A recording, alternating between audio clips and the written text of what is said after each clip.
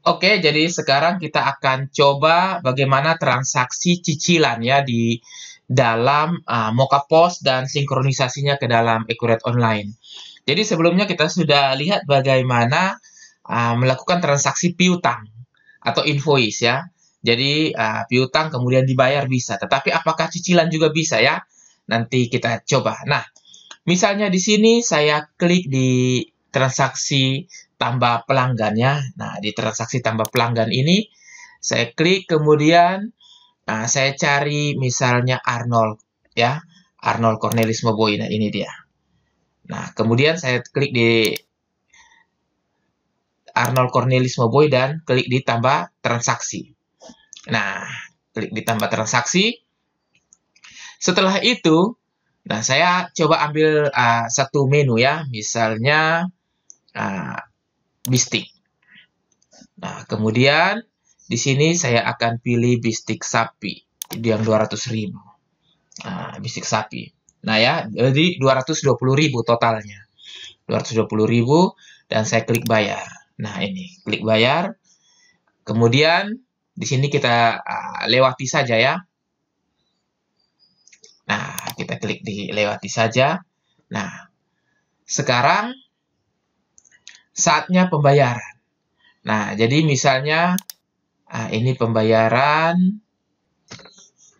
Nah, di sini saya coba untuk bayar sebagian. Misalnya, saya bayar 100.000 dulu ya.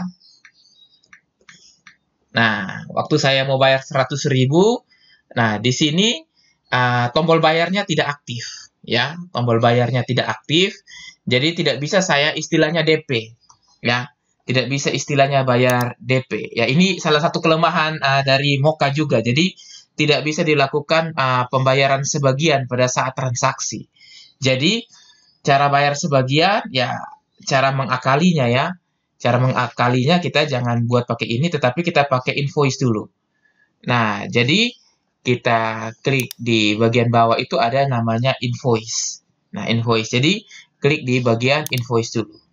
Nah, setelah bagian invoice, baru kita klik lagi di batas pembayaran ini.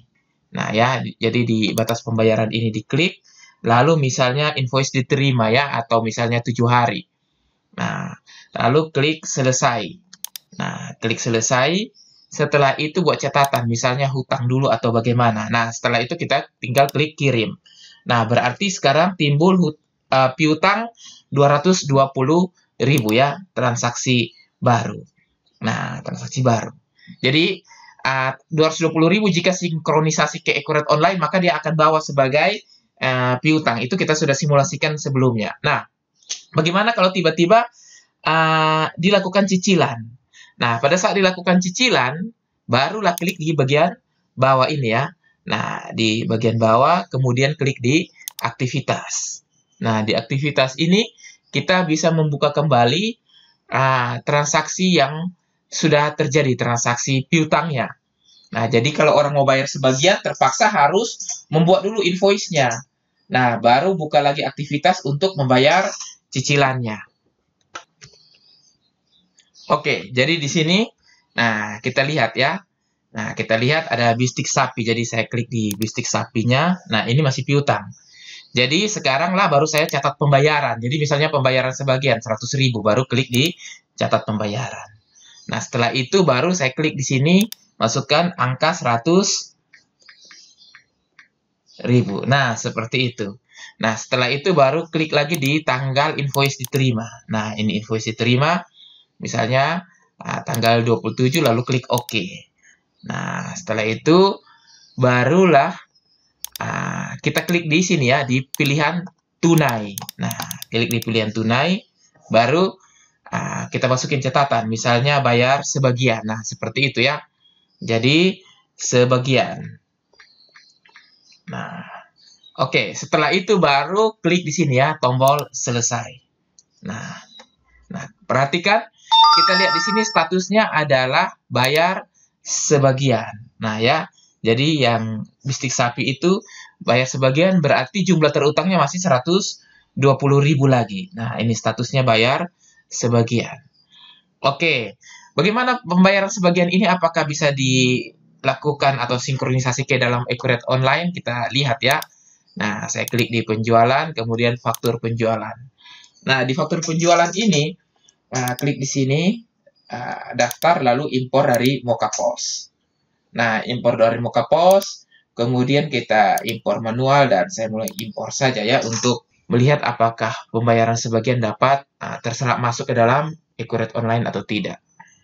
Oke, sudah berhasil ya, kita lihat. Nah, bisa ya, jadi Arnold Mobo yang membeli bistik sapi tadi,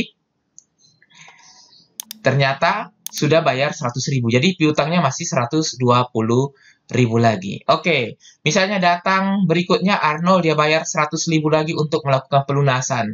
Nah, apakah bisa? Nah, kita akan lihat ya. Nah, teknisnya, cara melakukannya di dalam Mokapost. Oke, jadi di sini saya kembali lagi ke point of sale.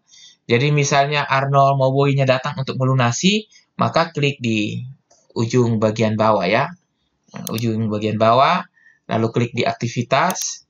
Nah, di aktivitas ini, lalu kita langsung klik lagi di catat pembayaran. Nah, jadi tandain dulu di sebelah ini ya, bistik sapi, mana yang mau dibayar. Nah, setelah itu baru klik di catat pembayaran. Nah, catat pembayaran tentunya langsung keluar sisanya, yaitu 120.000 ya. Jadi, kita langsung masukin 120.000.